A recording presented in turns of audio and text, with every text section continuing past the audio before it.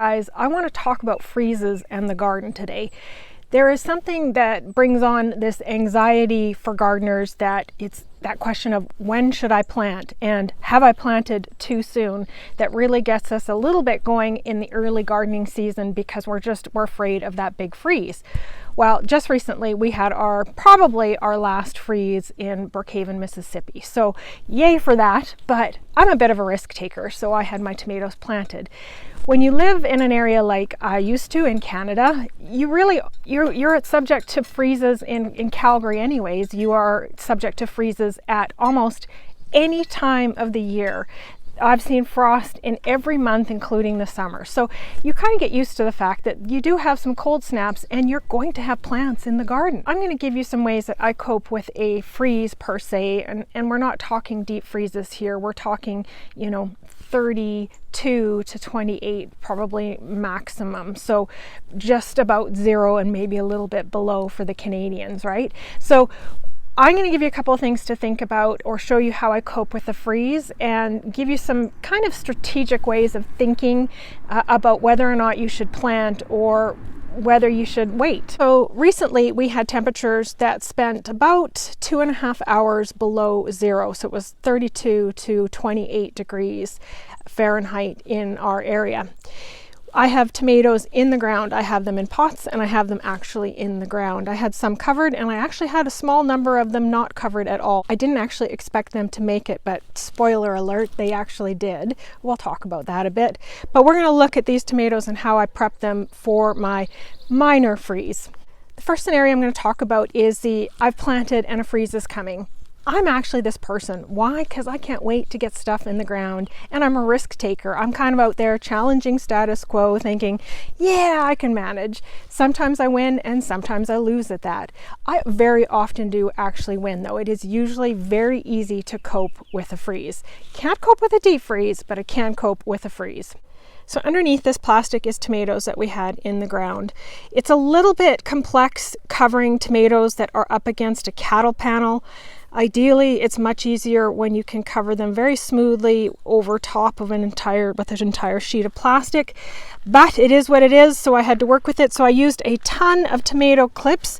These guys you can get at your local dollar store usually, or online. They come in really handy, and I used them to just try and cover up the holes in between the cattle panels. So I've got two separate pieces of plastic on both sides of the cattle panel, and there's tomatoes on both. You'll also see that I have a little odd guy that's in a glass jar. Glass jars do work if you have lots of them. They'll work just fine as well. Make sure they're pushed into the dirt pretty darn good. And you'll see along the way, we're going to unwrap them, but I can see through the outside where they've touched the plastic. They've actually had some damage, so it wasn't great for that. But let's take off the plastic and let's take a look at these guys. Okay, clips are off on this side. Oh, I missed some.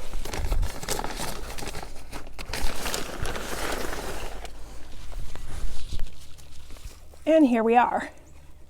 So overall, they actually are fine.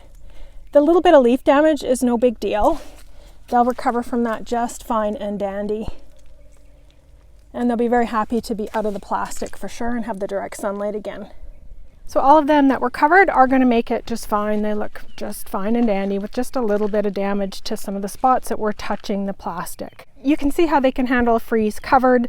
They were only at 28 degrees Fahrenheit for maybe an hour and a half and below zero for 2.5 hours in total. So it really wasn't a long time, and that's another aspect of this you've got to think about as well. Is the freeze going to be a couple of days, or is it just going to reach at a peak and for a couple hours first thing in the morning? If it's only in the morning for a couple hours, you probably are going to be able to get through it, especially with coverage. If it's going to be a couple of days, definitely 24 hours, you're going to have a greater impact. It's going to be harder to keep things alive. So these guys were uncovered.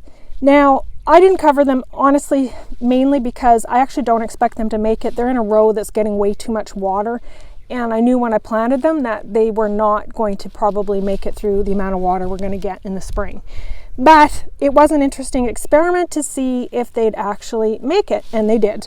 So the freeze did not bother them. However, I feel like if they had been as tall as the ones on the other side across, that they would have actually been impacted by the freeze. So I think there were some benefits to being so close and so low to the ground.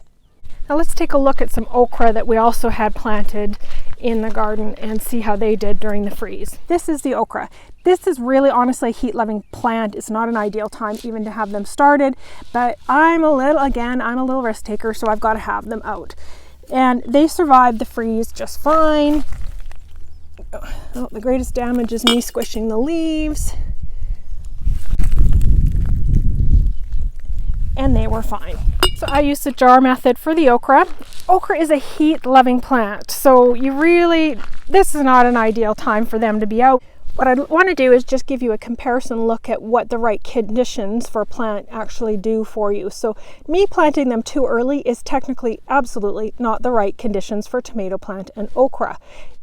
You can see here, this is an okra plant that's been growing in the greenhouse. A lot hotter, lots of sun, great environment for the okra in general. This little guy has been struggling through the cold. So obviously the right conditions do make a big difference in the overall plant health. And same story here. Here's a tomato plant that's been growing in the greenhouse, right conditions, right amount of heat, compared to the guy that's been in the ground suffering through the cold. So when should you plant? There are kind of rules of thumb depending on where you are in North America. I don't know Mexico region at all, but I do know in the United States in the South, it's kind of like don't plant until Easter weekend or after Easter weekend. Back in Canada, in Calgary anyways, it would be always plant after May long weekend. And as a rule of thumb, those are actually really good time windows to follow. You can by far, I'm sure, get away with more. I mean, I have just now, but that doesn't mean that that's the best way to grow. It's not the right conditions for the plant. So I'm not going to actually gain anything for challenging status quo here. If you're planting for a survival crop, for profit, if you're a farmer, you definitely want to work with your frost schedules. You do not want to be in a situation where you're trying to protect plants. What I did here was a lot more work, and it's usually kind of against my gardening method. I try to do things simply, but I'm also a risk taker when it comes to the garden, so I kind of like planting a little bit early. That being said, if you're planting for, profits or farming or food, that kind of thing, you'll want to make sure that you're not losing your entire crop because you're depending on it. And so follow the frost schedule. Do not plant after your region's kind of known best plant date and adhere to it. But for people in Canada, you absolutely have to deal with frost all the time. So covering with plastic is a very good way to be able to still plant, and if you have a freak frost in August, you'll get through it with a sheet of plastic. I promise you can get through it. A lot of people will ask, well, what do I need to actually cover? Google can help you with that really very easily. If you've got a particular plant that you're very fond of, like my rosemary bush is one that I love. I make a lot of focaccia bread. I want my rosemary to survive. So a quick Google of what low temperatures can a rosemary plant handle will tell you exactly what temperatures are going to harm the plant. And if you're in doubt and that plant means anything to you, I say cover it.